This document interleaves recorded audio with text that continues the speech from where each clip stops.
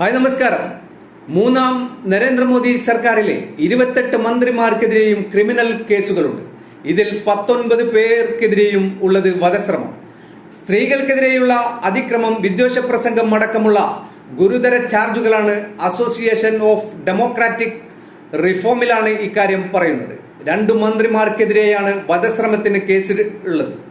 Port shipping മന്ത്രി ശാന്തനു താക്കൂർ, വിദ്യാഭ്യാസ മന്ത്രി സുഗന്ധ മജുംദാർ എന്നിവർക്കെതിരെയാണ് സെക്ഷൻ 307 പ്രകാരമുള്ള കേസുള്ളത്. പെട്രോളിയം മന്ത്രി സുരേഷ് ഗോപിക്കെതിരെയുള്ളത് സ്ത്രീകൾക്കെതിരെയുള്ള അതിക്രമത്തിനുള്ള കേസാണ്.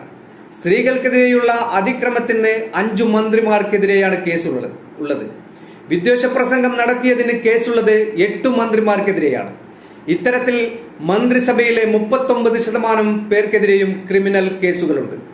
എന്തല്ലേ, ഇനി നമ്മളെ നാട് കണ്ടറിയാം.